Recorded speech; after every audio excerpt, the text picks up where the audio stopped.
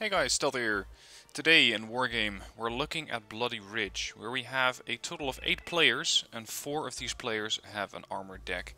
Now armor usually goes middle, Foxtrot, Hotel, Delta, this is their hunting ground.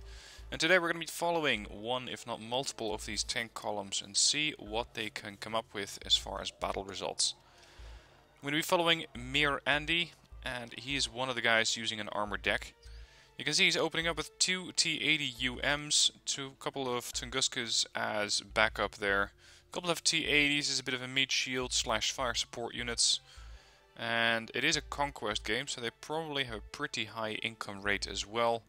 And this means that they can bring in more and more and more tanks. This is not the only player who's going to be using tanks, by the way. We also have Harmless, who turns out to be not really living up to his nickname, as he's bringing T80As, T72As, T80U, 64BV, UM and a T72BU. So he's going really heavy on the armor department. And let's see, we have Dirty Wanda over here with an M84AN reconnaissance tank, which of course is going to be one of the most important units on the front line, because without good optics you wouldn't be able to find anything. It looks like Andy is still changing his setup. Decided to bring a PT-85 as well as a Ural 375 with a couple of scouts inside. We're going to need quite a few of those, because the middle of the area here, this determines who gets to see what and which tank gets to shoot who. On the left we have what seems to be a helicopter deterrence force, a couple of TY-90s backed up by an Mi-1 reconnaissance aircraft as well as an Mi-8 gunship. Interesting to see these in action, you don't really see them being used too often. A couple of ZSD-90s, looks like Gaffror over here went with a pretty heavy Chinese-only deck, as far as I can tell at the moment. And over on the right, of course, you have the fight for the town, which is going to be handled by Dirty Wanda, who's going in with a couple of OT Tab 71s with infantry, an M84AN, more Tab 71s, and a couple of Savas for anti-air. Alright, let's get going. Let's pin the camera to one of these tanks and drive along with the Russian army. I gotta say, this is something you just don't have in Steel Division. Or not yet, anyway. Maybe they're still going to introduce that later. Ural is, I don't know, getting out of the way for the tanks, I suppose. Jesus. Russian drivers, drunk as always. Ivan, what are you up to, buddy? Oh. Yeah, okay, other tank column. We have the T80 UMs here. And, oh, we have a potential another drunk driver incident here. Yep, that's gonna scratch some paint off of the truck.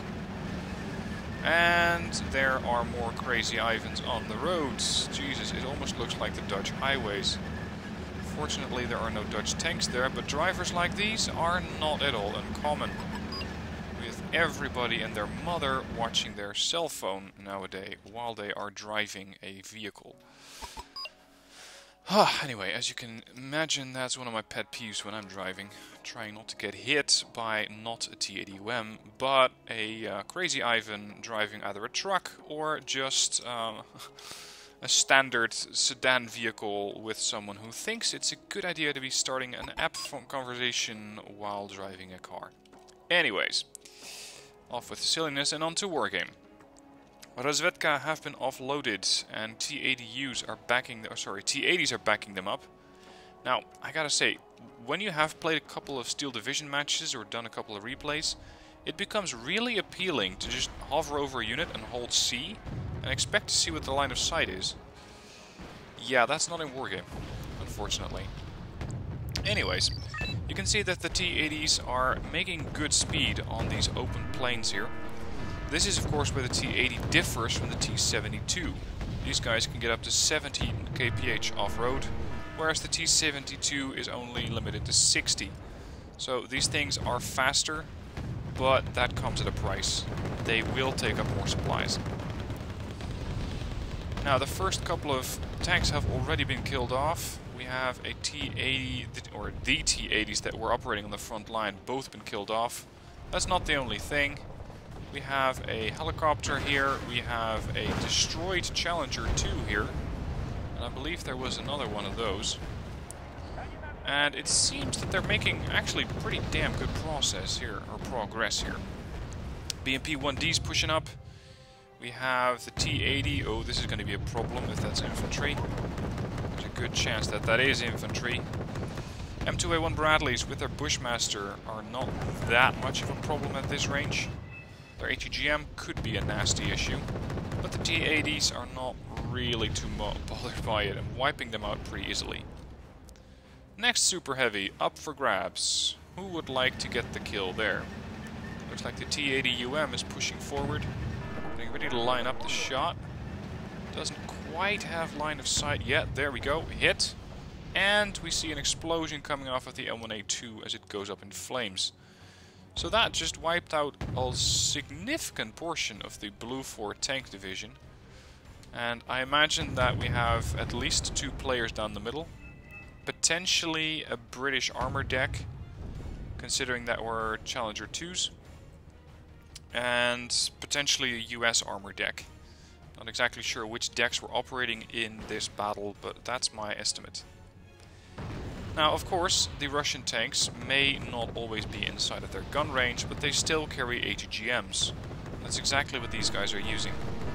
Unfortunately, they're not the only ones sporting ATGMs. We have a couple of ATGM Milan teams operating from this building, trying to get shots in on any vehicle that moves, and they just managed to blow up another T-64BV.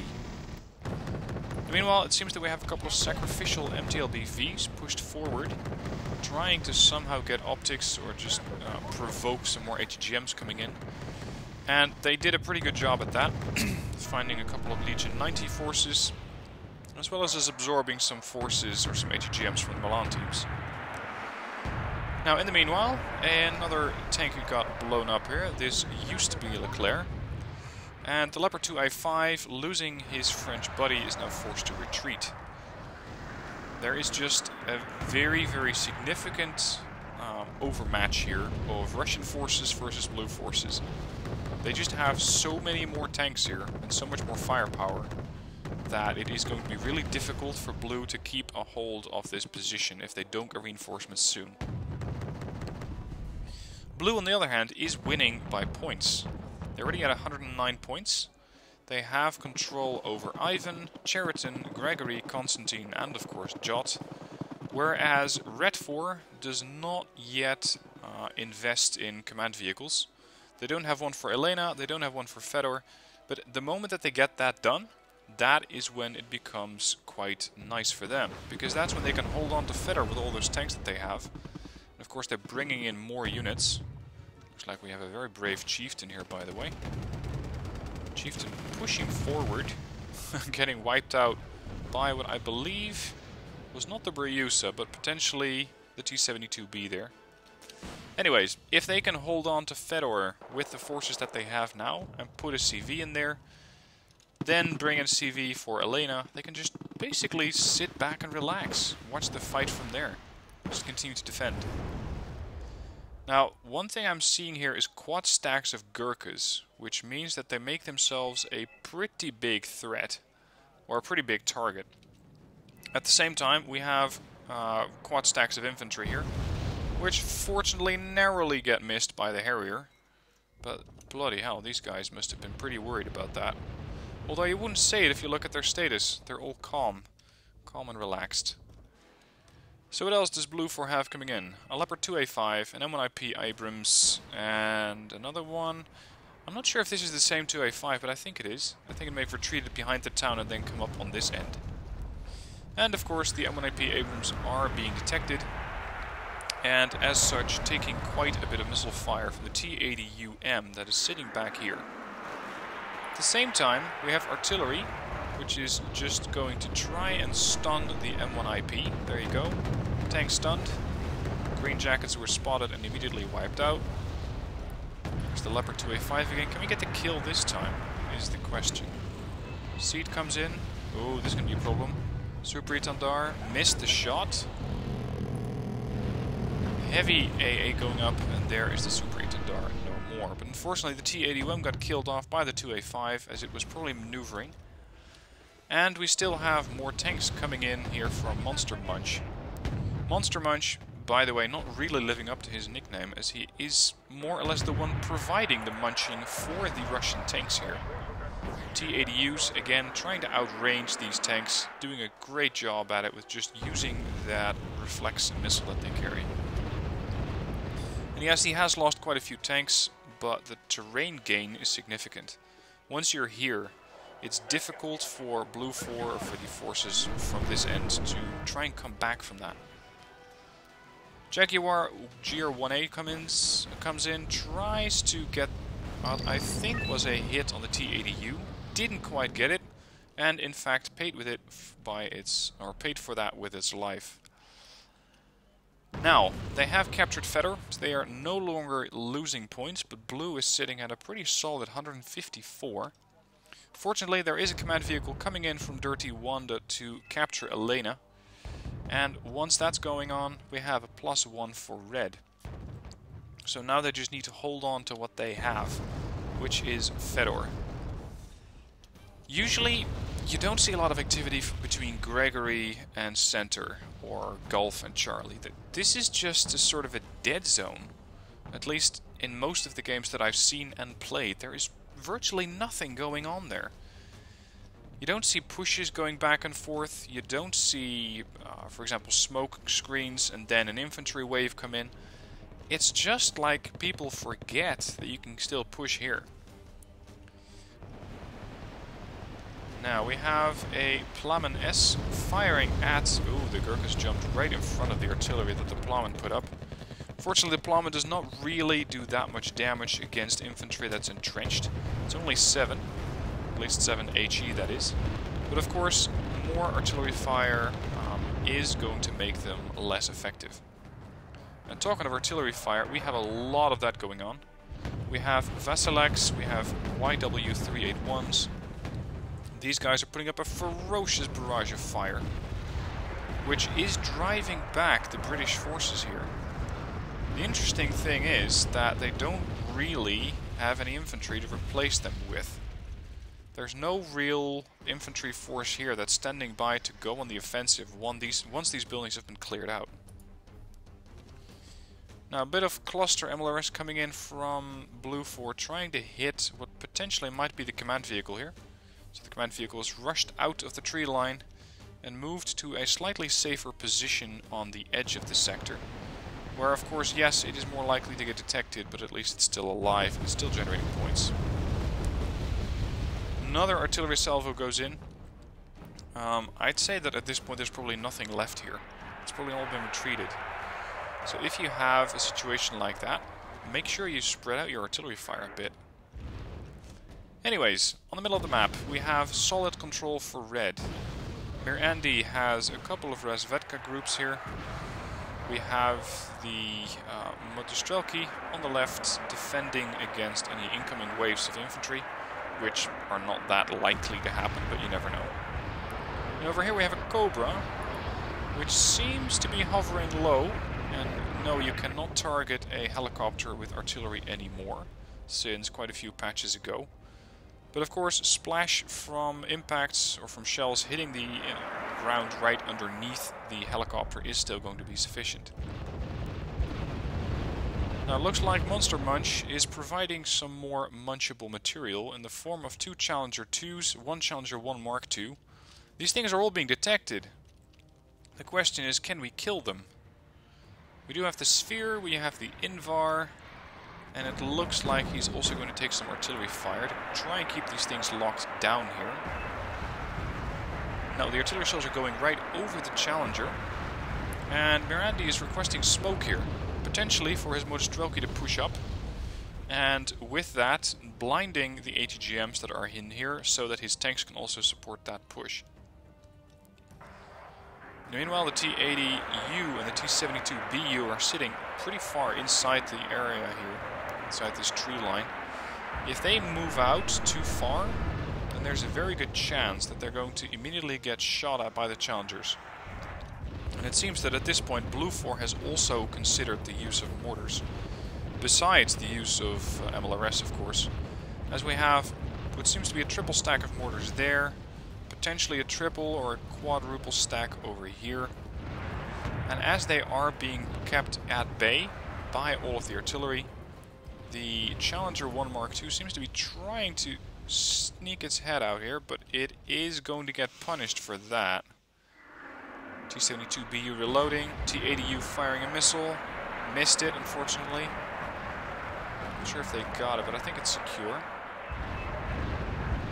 Yep, it is secure, it's trying to back up.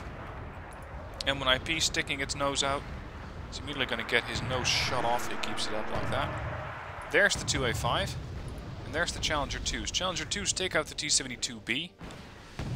Let's see what the T-72BU can do about that. Units are dying all around here. The Challenger 2 has been hit. We have a Leclerc, we have a 2A5. It looks like this tank is going to have to back up for now, as it is completely outgunned by the current use of all of these heavies.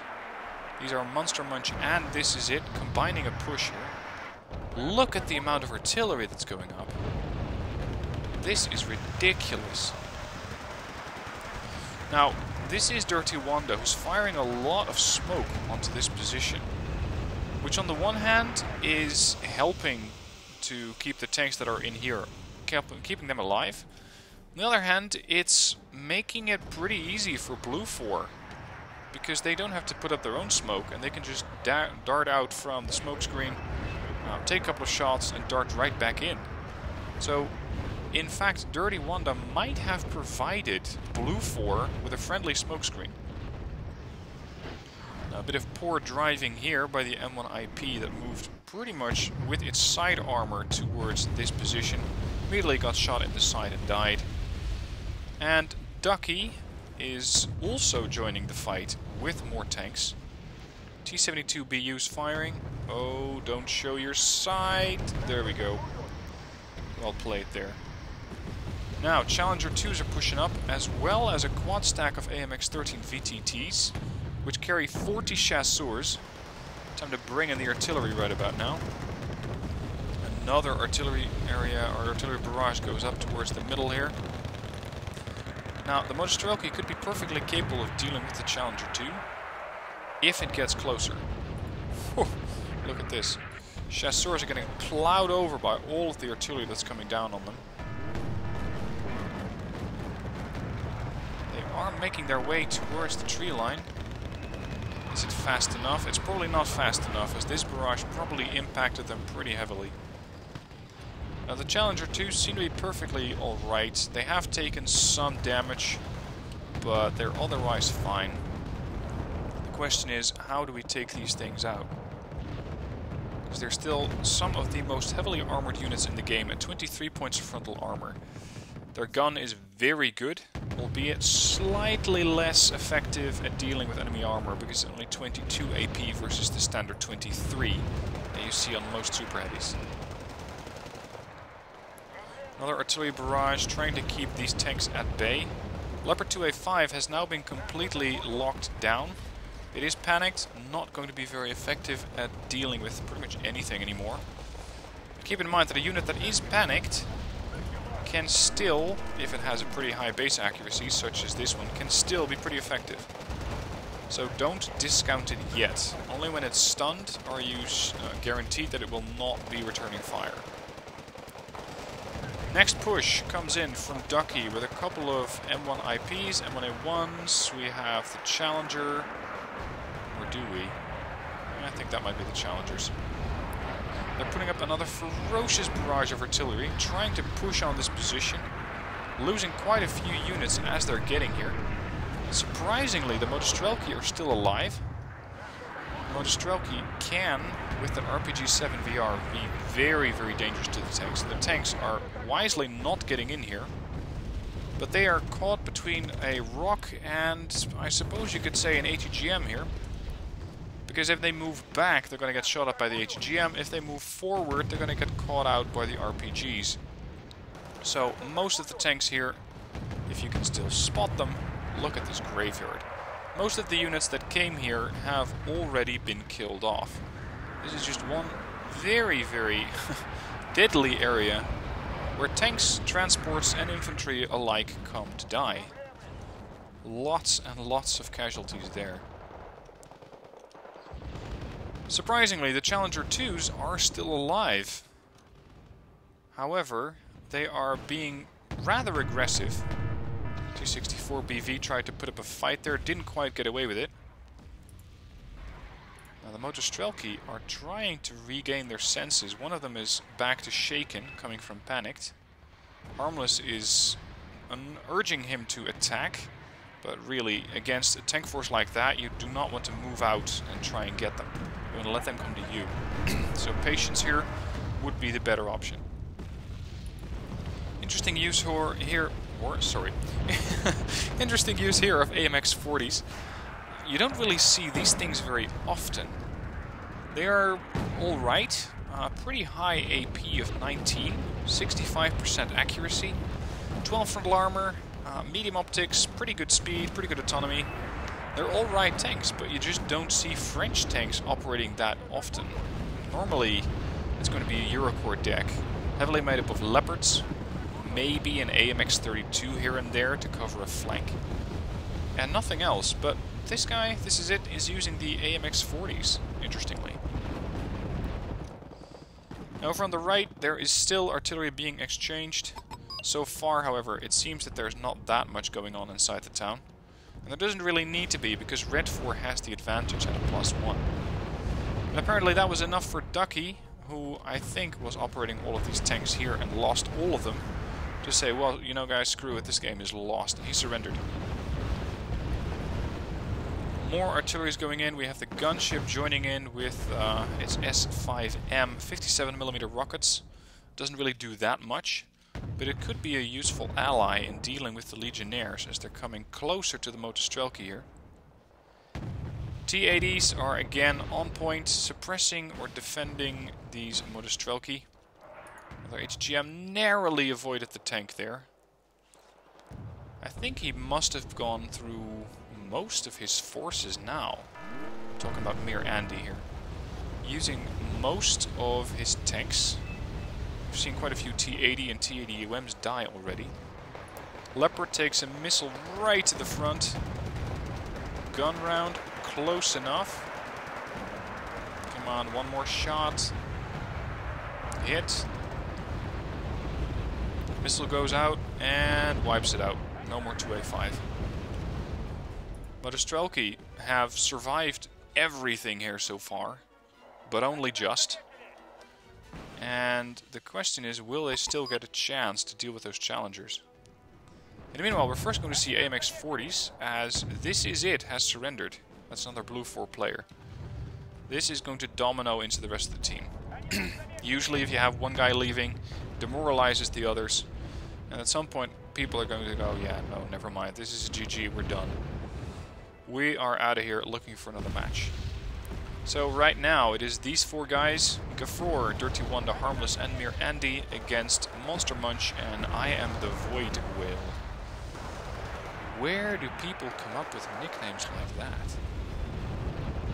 I, for one, cannot really fathom what prompts you to come up with something like that. Anyways, more infantry is being brought out to help the surviving Motostrelki. Unfortunately, they are immediately taking quite a few hits from HGMs. It seems that mortar fire is once again raining down on this position. And to make matters worse, there is a tank here and there.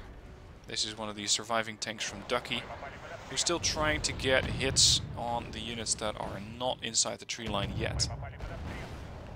Now see, this is decent use of smoke, it's just not enough, as the HGMs can still fire. And then a couple of challengers move in, there you go, the Void Whale surrenders, and that's the game.